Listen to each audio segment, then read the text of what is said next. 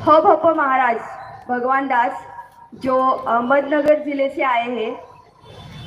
ये काव्य शास्त्री है, पोस्ट ग्रेजुएट डिग्री है सर इनके पास, और साथ ही में सत्यशोधक मूल निवासी वारकरी महासंघ के ये राज्याध्यक्ष भी है।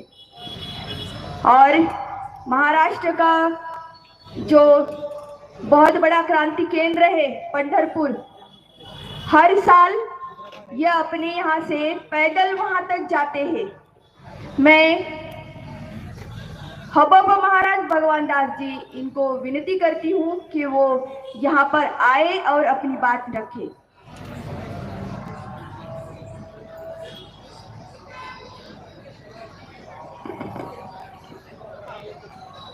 साथियों, जय मूल्यवासी, जय हरि।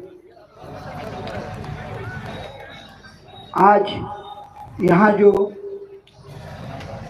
बड़ी सभा यहाँ रखी हुई है और यहाँ मैं भी थोड़ा मुझे लेट हो गया, मैं दूर से आया और यहाँ मुझे कुछ बातें रखने का भी अवसर हमारे विलास खराज जी साहब और जिनके ऊपर हम बहुत श्रद्धा करते हैं, भक्ति करते हैं, हमारे वामन मेश्राम जी साहब। तो जो इस देश में जो महाराष्ट्र है और महाराष्ट्र में जो मुख्य जो वारकरी समाज है और वारकरी समाज का जो श्रद्धा स्थान है तो पंढरपुर का पांडुरंग है। और पंढरपुर का जो पांडुरंग है, ये पंढरपुर का पांडुरंग कौन है? अब लोगों को कई बातों का पता है, नहीं मुझे पता नहीं है। इस पंढरपुर में उस साल भगवान बुद्ध के पश्चात कई सालों से यहाँ शंकराचार्य नाम का एक ब्राह्मण पैदा हुआ था और वो शंकराचार्य ब्राह्मण पंढरपुर में आया था। पंढरपुर की जो वो मूर्ति है वो तो भगवान बुद्ध की है ही, वो भगवान बुद्ध की ही मूर्ति है। लेकिन उस शंकराचार्य ने उस मूर्ति का जो वर्णन किया वो 8 श्लोक, संस्कृत के 8 श्लोक का वो अष्टक है, पांडुरंग अष्टक नाम का स्तोत्र है। और उसको उसने क्या सिद्ध किया है का ये जो मूर्ति है, ये जो पांडुरंग है, विठ्ठल है, तो ये भगवान विठ्ठल ये द्वारका से पंढरपुर में हाँ, ये विठ्ठल ये कृष्ण है और द्वारका से यहाँ आया है। ये बातें उस स्तोत्र में वो शंकराचार्य ने उस लोगों के सामने रखी। शंकराचार्य बड़ा कर्मठ था और वेदांत का बड़ा विद्वान था। इस देश में जो पहले वेदांत पर लिखने वाले जो थे कि व्यास और शंकराचार्य, हम बचपन में, मैं बचपन में 7 साल उस पंढरपुर में न्याय, वेदांत और व्याकरण इसकी पढ़ाई मैंने की। तो वो जो व्यास है, हम वहाँ उसके ऊपर बहुत श्रद्धा से हम उनको बोलते थे कि वो शंकरम शंकराचार्यम व्यासो नारायण स्वयं। म्हणजे शंकराचार्य जो आहेत, शंकराचार्य जो है वो साक्षात शंकर है और व्यास जी जो है वो साक्षात विष्णु है। ऐसे हम उसके बारे में कुछ बातें हमारे गुरुजी के मुझे सुनी थी। बाद में हमको पता चला ये जो व्यास था और ये जो शंकराचार्य था ये बड़ा कर्मठ था। और इस शंकराचार्य ने इस देश में, पूरा देश बौद्धमय था, इस देश में बौद्ध की विचारधारा थी। आप लोग तो, मुझे तो अवसर बहुत कम है, लेकिन मैं हिंदी भी अच्छी नहीं बोल सकता, प्रयास करके बोलता हूँ। लेकिन ये जो व्यास और शंकराचार्य और भगवान बुद्ध, तो भगवान बुद्ध का जो बौद्ध धर्म है इसके ऊपर इस श्लोक ने प्रतिक्रांति करके इस भिक्खु को इस श्लोकों ने मार गिराया और बुद्ध का जो वाङ्मय था, जो साहित्य था, उसको जला दिया। और जो शंकराचार्य है, सबसे ज्यादा हमारा शत्रु जो कौन है?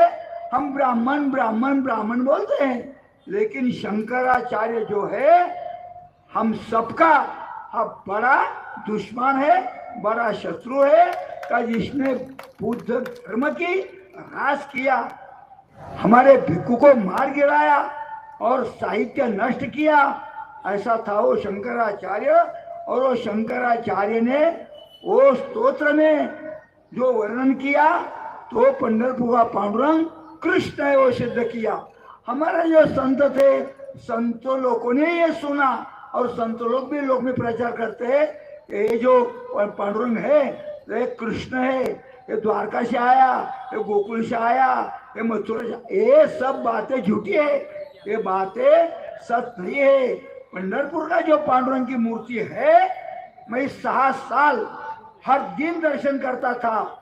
जब मूर्ति स्नान के लिए खुली कर जाती थी, तब समय पता चलता था कि बुद्धि मूर्ति जो है वो ध्यानस्थ है।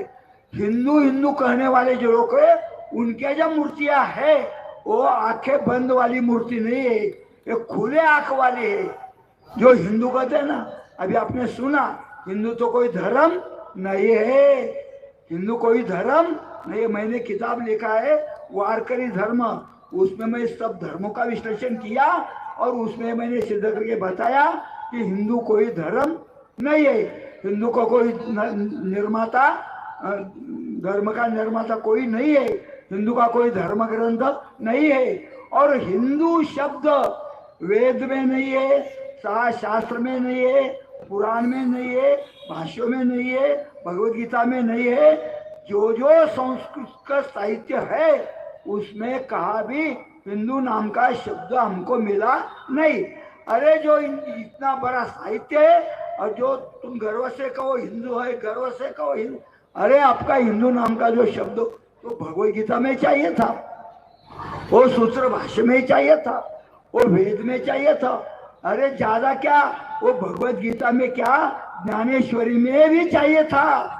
और तुकाराम महाराज की जो गाथा है अपन की, उसमें भी तो चाहिए था। लेकिन ये सब कुछ जो संत का साहित्य है और ये वेदांती लोगों का जो साहित्य है, इसमें कहा भी हिंदू नाम का उच्चार शब्द नहीं है। तो इसीलिए सिद्ध होता है कि हिंदू नाम का कोई धर्म नहीं है। और ये जो बौद्ध है, ये पूर्ण भारत, अभी अभी कार्यक्रम हुआ नेपाल में, जो वहाँ 5 दिन का कैंप प्रशिक्षण शिविर हुआ, मैं वहाँ मौजूद था। और मैंने में उस जो लुम्बिनी है, कपिल वस्तु है, उसी नगर है, मैंने खुद जाके सब वो देख के लिया। वहीं पे मुझे ये देखने को मिला कि वही भी ब्राह्मण पहुँचे हैं और ब्राह्मण वही जाके एक जगह, तो मैंने वो जो है ना, एक जगह है वहाँ एक छोटा स्तूप है और उसमें टेकड़ी है थोड़ी, और उसके ऊपर उसको बिठाया है। इन ब्राह्मण लोगों ने उसके बाजू में सीमेंट की पिंड बनाई, सीमेंट की, और पिंड सीमेंट की है, और बीच में तो भगवान बुद्ध का जो राजा अशोक ने जो स्तंभ स्तूप बनाए हैं। अरे कल मैं गया था देहू में जो भंडारा डोंगर है, जहाँ तुकाराम महाराज ने अभंग लिखे, जहाँ तुकाराम महाराज ने वो ध्यान किया, चिंतन किया, वही भी एक भगवान बुद्ध का बड़ा स्तूप और विहार वो भंडारा डोंगर में भी है। जहाँ जाके हमारे तुकाराम महाराज वही बैठ के अभंग लिखते थे। हमारे तुकाराम महाराज का ही बौद्ध धर्म से और बौद्ध विचार से संबंध था। जैसे कि हमारे खरा साहब ने भी किताब लिखा कि हमारे जो राजा छत्रपति शिवाजी महाराज, इनका ही बौद्ध धर्म से बहुत बड़ा संबंध था। अरे हम जो संभाजी राजे थे, हम जो संभाजी राजे ने क्या किया, तो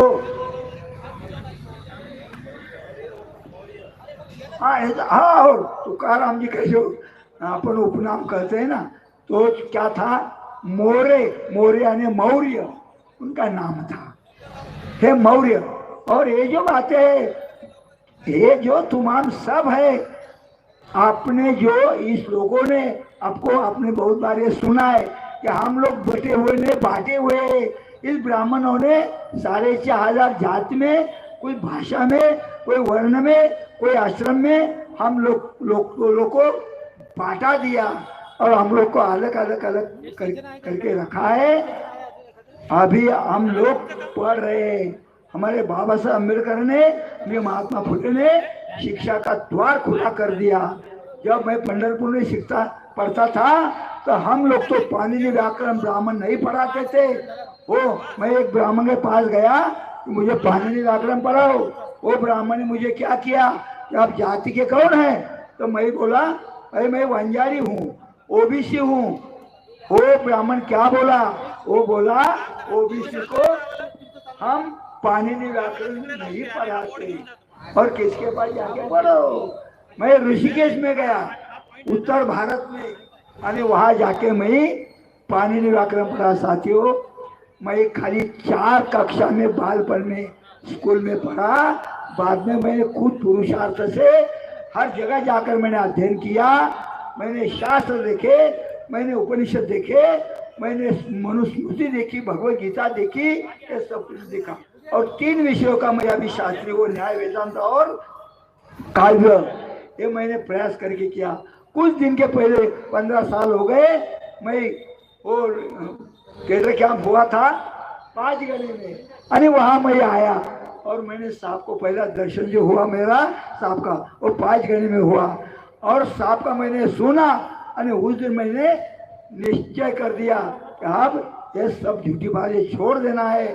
और ये जो मेरा कोई है आयुष्य, वो अभी मैं भानसेत में और मूल निवासी वारकरी महासंघ में साहब ने 2 वर्ष से पहले मुझे राज्याध्यक्ष बना दिया। मैं थोड़ी हिंदी या मराठी भाषा है महाराष्ट्र में, मैं संस्कृत में बोल सकता हूँ, लिख सकता हूँ, हिंदी में वैसे बोलता हूँ और मराठी में बोलता हूँ। यहाँ मुझे अचानक मैं यहाँ आया, थोड़े लेट हो गया, पुणे से आया और यहाँ आके मुझे थोड़ा जो बोलने का अवसर दिया। तो मुझे यही आपको कहना है कि जो पंढरपुर है वहाँ वारकरी धर्म है, और हमारा वारकरी का आराध्य जो पांडुरंग है, वो पांडुरंग कोई कृष्ण नहीं है, वो पांडुरंग भगवान बुद्ध ही है।